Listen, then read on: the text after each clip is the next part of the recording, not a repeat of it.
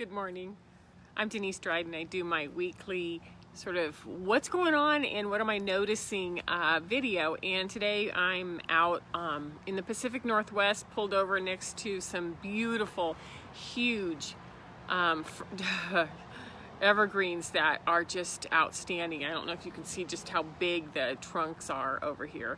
And I thought this was a really good location to talk about indigos, because indigos are these fierce, powerful, seeded beings that that hold the planet in such a wonderful place. So I'm going to invite you to really stick through this entire video, because there's some pieces that you may want to push against, and at the same time they're going to provide such information. So hang in there, okay? So let's talk about calling all indigos. And indigo is a seeded frequency that's part of a designed plan. So if you're 60 years and younger, born probably like 62, 63, 57, 58, 59, 60, were some of the earlier seeded teachers, scouts, leaders, and then the majority of the indigos arrived in 1977 forward. So, I'll put you at about 44, 45, and younger, because indigos keep coming, right? So indigo is an energy.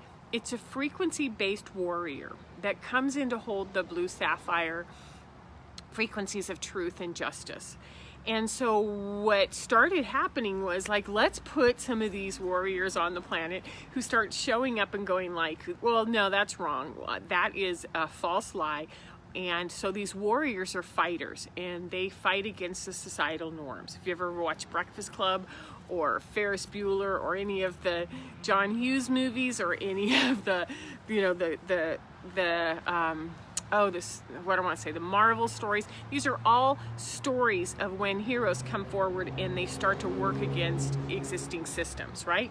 What we know as an indigo is that this is in our family systems, it's in our classrooms, it's in our sports teams, it's in our religious practices in our churches, it's where we're employed, it's where we work, it's in our politics, it's in any single place where institutions, financial institutions,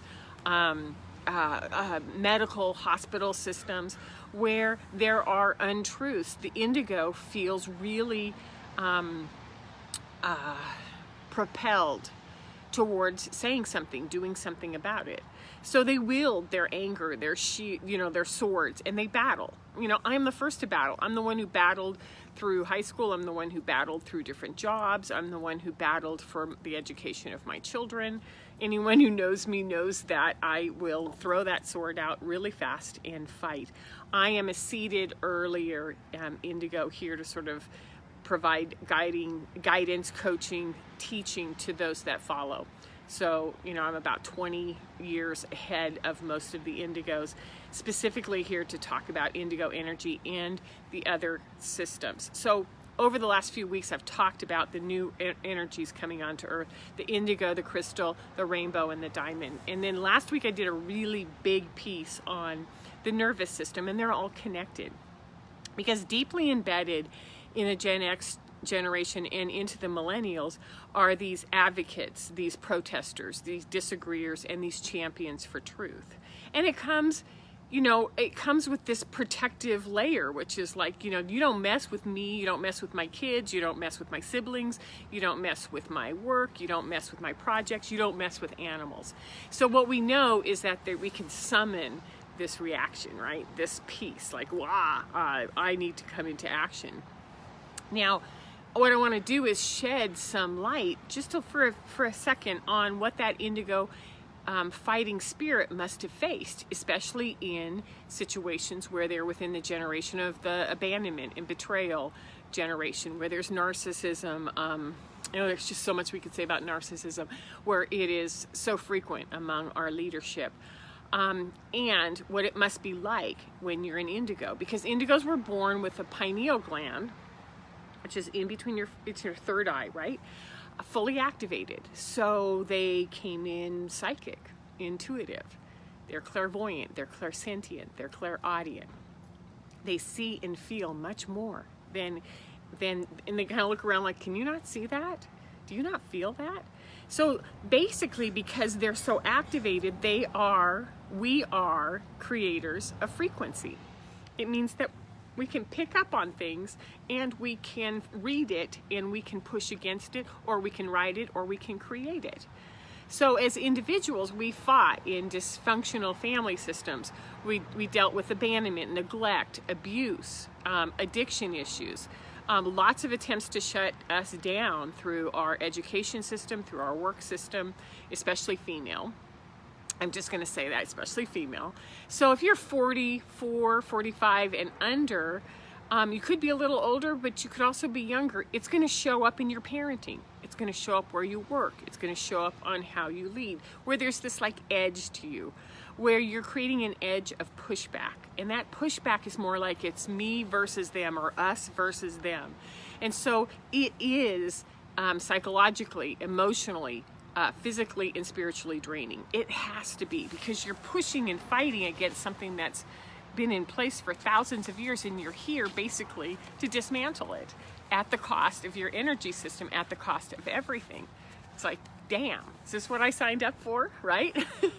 So when we know that that might actually be the purpose for why we're here, then our thoughts and our beliefs and our interactions and our reactions are emitting from us as an indigo at all times. So we're like the energetic architects of what's really happening.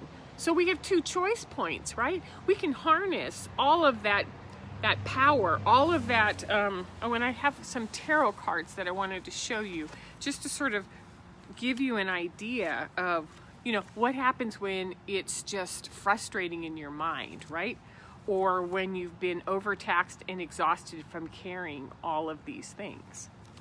When you have stories of abandonment, guilt, abuse, and even some of your own actions playing in your head. When you try to control everything. Indigos are really good controllers, right? Or this is a card I show frequently, which is when you're fighting against all of these old stories in your head.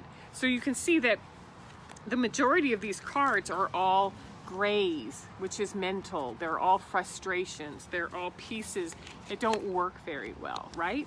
So when we're dealing with that, what happens is we're emitting that and we're growing that in the world by design. You take an indigo energy and you frustrate them and you lock them down, they start spewing things like dysfunction into the world. So we're at two choice points. So what happens when the indigo's flipped upside down, when the indigo is targeted, when the indigo is hurt, is that it promotes dysfunctional interactions, right?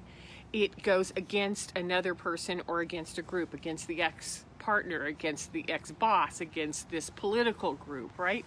They divide by believing that they're right, and they are, but the division is not working.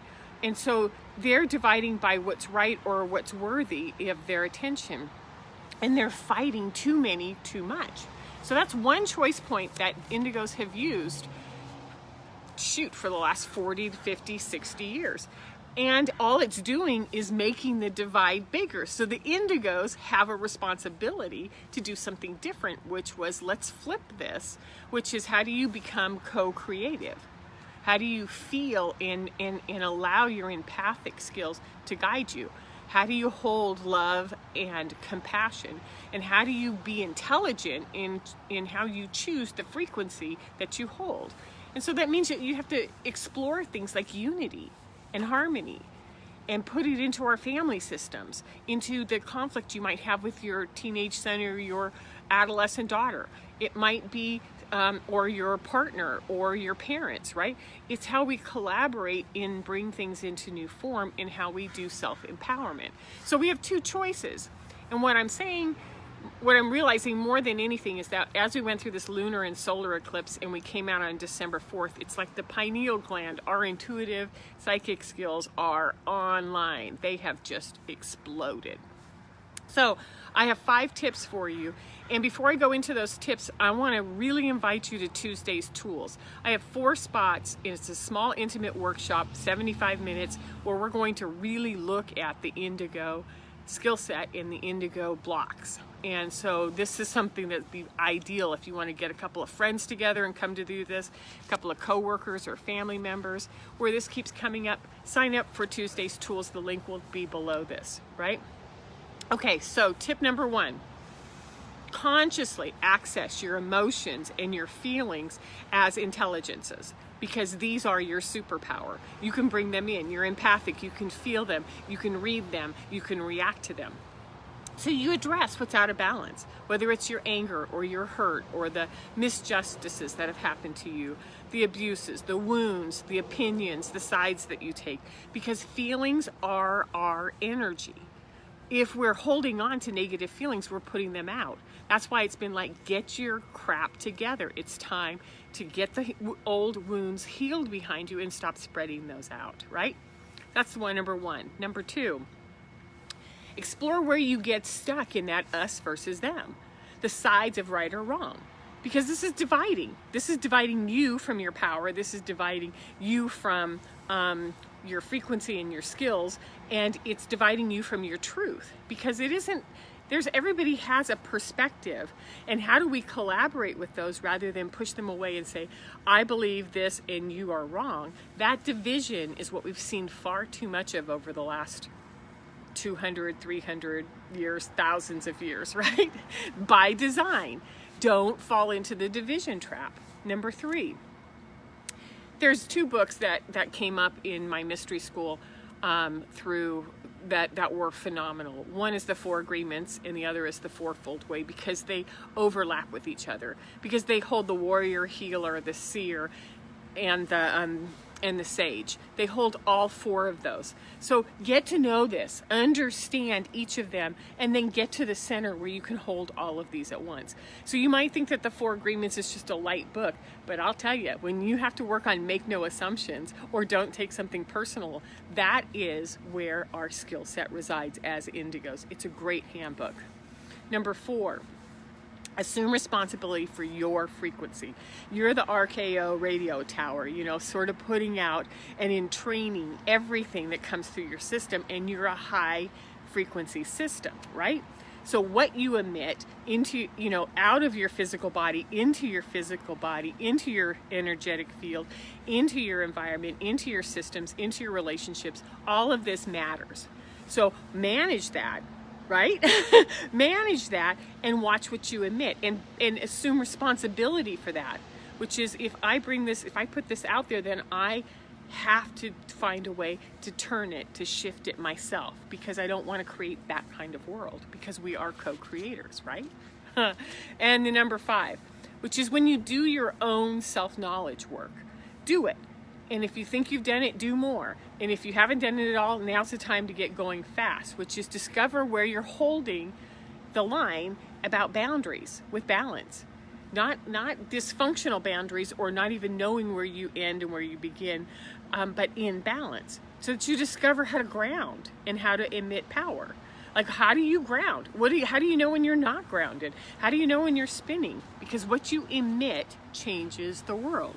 So as indigos, we have, this is the Queen of Cups. Look at, coming from her pineal gland and her heart chakra and her root chakra is all of this divine power.